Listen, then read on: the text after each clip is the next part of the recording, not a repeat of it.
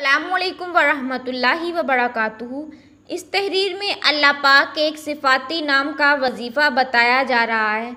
जितने भी भाई बहन परेशान हैं, जिनके काम रुके हुए हैं, जिनको दौलत का मसला है, जिनको रिज़्क़ का मसला है, वो इस अल्लाह पाक के नाम को पढ़ लें। और इसको पढ़ने का तरीका बहुत ही आसान है। सुबह जब आप उठते हैं, उठने के साथ ही आप इसको पढ़ लें तो पूरे दिन के जितने भी मुश्किल काम हैं, जितने भी काम जो फंसे हुए हैं, वो इंशाअल्लाह अल्लाह के फजलो करम से आसान हो जाएंगे। इबादत का भी शौक़ पैदा होगा और हर काम के होने का कोई ना कोई ज़रिया अल्लाह पाक बना देगा। चाहे वो आपको रिज़्क़ की परेशानी है, चाहे वो दौलत की परेशानी है, कोई भी मसला है, जॉब के हवाले से है, ऑफिस में कोई मसला है, किसी भी तरह का कोई मसला है, तो अल्लाह पाक इस काम को आपके लिए आसान फरमा देंगे। इसको आपने ज़्यादा नहीं पढ़ना, 20 मरतबा पढ़ लें, 50 मरतबा पढ़ लें। मैं ख़ुद इसको जब सुबह उठती हूँ तो 20 मरतबा पढ़ लेती हूँ। अल्लाह पाक का यह सिफाती नाम है, या मुक़्तादिरू, ए कुदरत वाले। अल्लाह पाक ही कुदरत वाला है, ताकत वाला है, सबकी मुश्किलें आसान करने वाला है, सबको अनायत करने वाला है, सबको अता करने वाला है। इसलिए अपने अल्लाह से मांगे। अल्लाह अपने बंदों से बहुत प्यार करता है और इनको हमेशा हमेशा अता करता रहता है।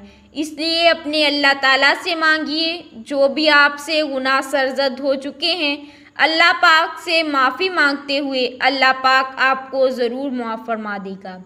इसमें आज़म क्या है? इसम अरबी ज़ुबान का लफ्ज़ है जो अकेले नाम के लिए इस्तेमाल होता है, और इसके साथ आज़म ये बतलाता है कि इस नाम से मुराद अज़ीम नाम है। वो नाम कोई एक भी होगा। इंसान हमेशा से खुदाई का तलबगार रहा है।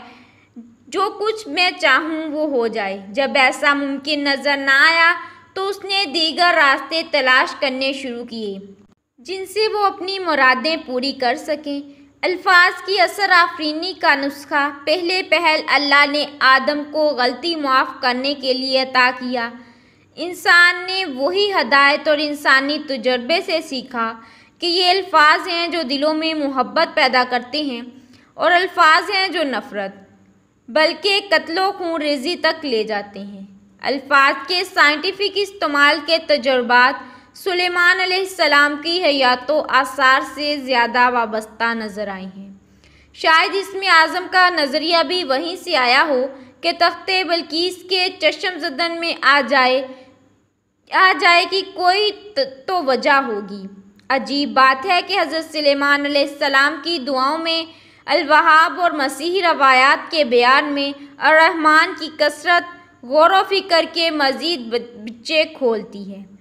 यूनुस अलैहिस्सलाम की दुआ को कुरान ने खुद नुस्खा निजात बताया है, जबकि तौबा व इस्तिग़फ़ार के फ़वाइद की पूकलमुनी हनूज तुश्ना तफसीर है। रसूलुल्लाह सल्लल्लाहु अलैहि वसल्लम की हयात तैयबा में मुख्तलिफ़ औक़ात व हालात की मुतअद्दिद दुआएँ तो मिलती हैं, लेकिन किसी एक ज़िक्र या वसीफ़े का तसव्वुर कहीं नहीं पाया जाता।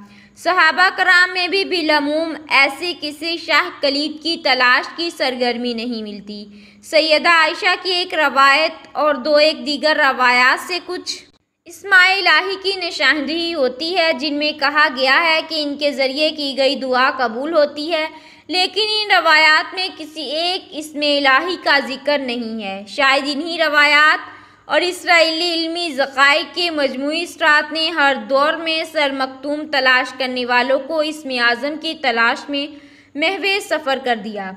अल्लाह हम सब का हामी व नासिर हो। मिलते हैं किसी और अच्छी वीडियो के साथ, तब तक के लिए फ़ी अमानिल्लाह।